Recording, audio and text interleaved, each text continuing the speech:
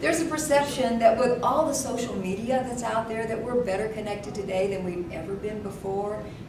The reality is something different than that, I think. We really should be more connected, but as I visit classrooms and as I observe people, it seems to me that we've kind of forgotten how to communicate. And that's the thing that I wish this division could do something about. Don't know if you can, but we need to bring back communication.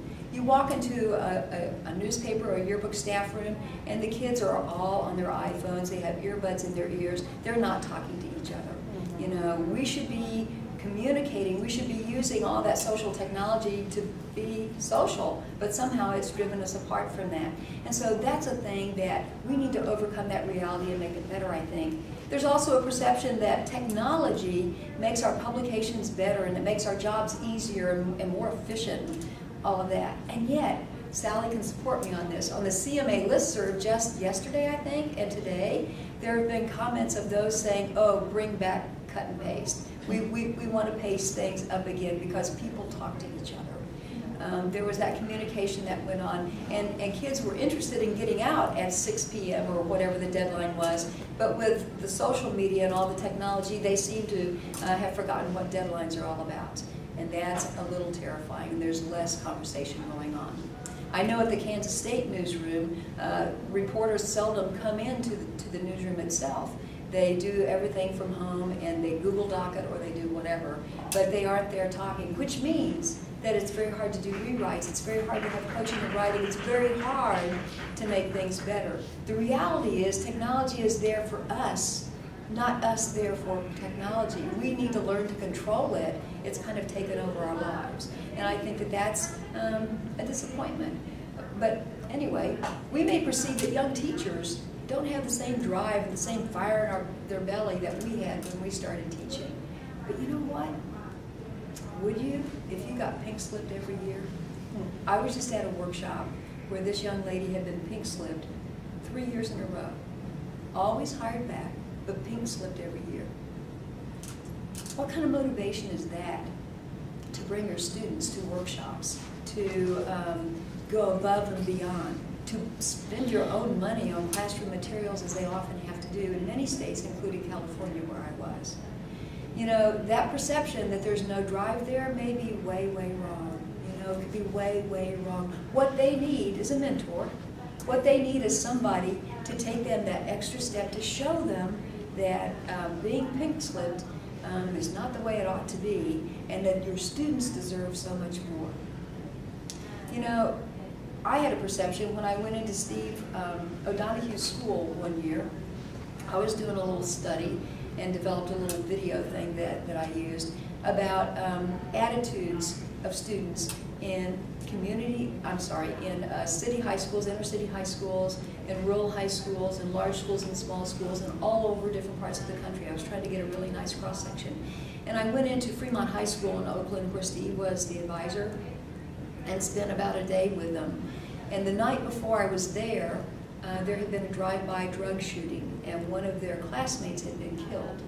And so I expected, when I asked the question about what worries you most about your life, that it would be something about raising a child as a single parent, or the drive-by shooting that had just happened, or the drug use that was rampant, or what were they going to do with their future. You know what their answer was? What worries us most? Teachers who don't care. Wow. You know, maybe these were exceptional students because they were in Steve's class, and they weren't talking about Steve, okay? Teachers who don't care, because in that particular school, the reality was not that they were dedicated teachers. The reality was that they said, read this chapter, here are some questions to review, we'll have a test. Day 4, read this chapter, questions to review, we'll have a test. And it went on like that the whole year. Nobody really cared about them. There was no after-school help, there was none of that. I wonder why that was. Are you perceiving that these teachers were just, you know, second rate? They hadn't been paid in 3 months. That's a reality that most of us have not had to experience. There are things out there that are just not fair. You know, speaking of unfairness, there was a perception by some that NCLB was going to save public education and put everyone on a more level playing field. But I think most of us here, nearly a decade later, would agree that the reality is that it's been the single most damaging thing to public education that's happened. And that's a frightening thing. What can we do to bring that back? What can we do to make that reality not so negative anymore, but to make public education good again?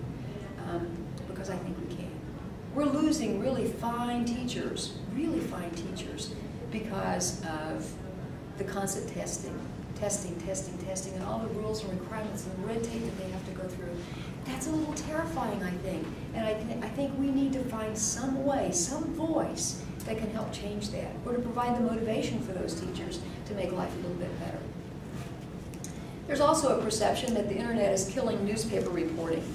But you may have seen on the listserv that a Stanford University study shows that the number of newspapers have been on the decline for decades. They peaked in 1913. Okay, that was when we had the greatest number of newspapers. And then World War II came along. No, the truth is, newspapers have always battled to keep their numbers up and for growth. World War II came along, and all the able-bodied men had to go off to war, and so newspapers were reduced in terms of the size of their staff. And then in the 1960s, we had all those strikes, and newspapers laid people off, and that diminished the newspaper quantity and quality. In 1920s, we had to kind of think about reinventing ourselves because the radio came about. And then in the 50s, it was television. There's always been something. So now in the 21st century, why should it be so surprising to us that we have challenges to be met? The perception is probably wrong that the internet is killing newspapers, although in the 21st century, we are having to contend with Greg Newmark, who created Craigslist, and Craig Newmark is an amazing kind of guy, but he did steal all the classified advertising away from newspapers, so we have to adapt to that too. We have to contend with Evan Williams, who's the big blogger guy. Okay, so you've got bloggers, you've got Craigslist, you've got some things going on here. And then came along Mark Zuckerberg, who did Facebook, and that certainly changed everything for everybody. Our reporters on a student level often never want to get out of their seats. They want to do Facebook interviews. No, not good. But that's kind of what their perception is, that that's okay. And then Jack Dorsey came along with Twitter. And all of that's been happening. And then you add to that all of the mergers of the papers that we've seen in the last 20 years. And mergers make 2 paper cities go down to one paper cities. A lot of mergers, a lot of layoffs. So the perception that the internet is killing off newspapers probably isn't right. What the reality is, though, I think, is that we need to adapt, we need to evolve again, just as we always have done. You know, my perception says that things change and we adapt in journalism and in education. Citizen journalism is a big thing, and citizen journalism is part of our world now. And there are good things about that and there are bad things. You may not remember, but when SLR cameras first came out, we suddenly had access for everyone to take photographs. And so there was a lot of photography being done, but there were a lot of really bad pictures that were happening out there too. And with citizen journalism, we all have the tools to be publishers. Every student a publisher, every person a publisher. And that's not a bad thing. The perception is that it's a good thing. The reality is that we get a lot of junk out there. And that really, you know what, makes us more important. Us in this room, more important. There's a lot to be said for citizen journalism, and I can't think of anything that could be more helpful than the video that's sometimes produced or the photographs that are sent in from photographers. And if you go to patch.com, you see a lot of citizen journalism going on there. And CNN's iReport gives videos from folks, you know, all sorts of citizens. But you know what? There are folks out there doing that don't know what they're doing. They're reporting things that may or may not be true, and that's a little frightening. Which should say to this division, to this organization, to all the administrators and to everybody else, that teaching reporting skills and journalism ethics is king. And that's where we come in. It's king.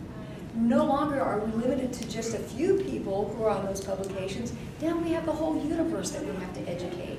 not just to become better consumers, because we hope that that's going to happen too, but to really do effective reporting. And ethics. You know, we have some problems there with the whole ethic thing. There's a lot of that that's just not happening. Again, I was at a workshop this past week, and at this workshop I was teaching advisors. And what I was hearing from the advisors was a little terrifying, because advisors, because their school districts are scooping up all their money, if they make a profit on their publications, in many cases, they scoop up that money and they give it to the athletic department, which isn't making so much money, or they put it in the general fund coffers, okay? To protect themselves, the advisors are gathering the money themselves and hiding it in various places. Ethically, I'm concerned about that. What happens, you know? Oh, I'll just borrow $10 out of here and I'll pay it back. And then it's another $10, and pretty soon it's $100 that's missing from the fund. So that whole ethical thing, we have to say where that money is going. We have to show where it's going. And we have to talk to the administration about how right is it that you take our money to support another program. There has to be some sort of ethical discussion all the way across the board, I think. And if there's anything this division can do to help teach ethics to administrators too along those lines, then that's great.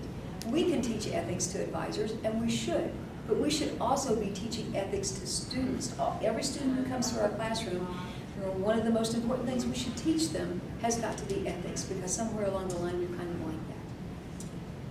So it's all about perceptions and realities and bringing the two closer together.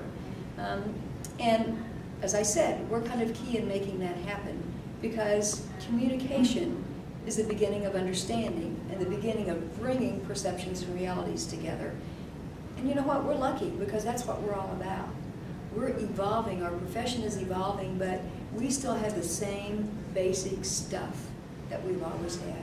And somewhere along the line, we ought to forget the bells and whistles for just a moment and go back to teaching those basics, not just about ethics, but about great writing and about good photography and amazing design, and having a passion for what you do. Having a passion. The people up here in this last panel, oh, they have a passion, you know. Most of us in this room have a passion. We need to instill that same kind of passion in our students, so they have a passion for something. I don't care what the passion's for, just for something, I think. So it's time that we embrace this evolution by speaking out, and I think too long we haven't done that. We need to be the ones to give the skills to the citizen journalists. We need to be the ones to be the teachers, and we need to let people know how important that is. Jack's study shows us that if there's one class in school that ought not be cut, it's the journalism classroom. Because as you all know, everything you learn every place else comes to play in the journalism classroom. And we ought to be making our administrators keenly aware of that. Steve was telling a horror story, I thought, about an administrator who didn't believe that California had a student freedom of expression law. Oh my goodness, let's let him read that. I'm sure that... There's always been a perception that journalism, and teaching for that matter too, is for those who can't do, you know. Some even say that journalism is sitting on the sidelines of life. And if that's true, the reality is that I definitely have had the best seat in the house, and I think each of you have too.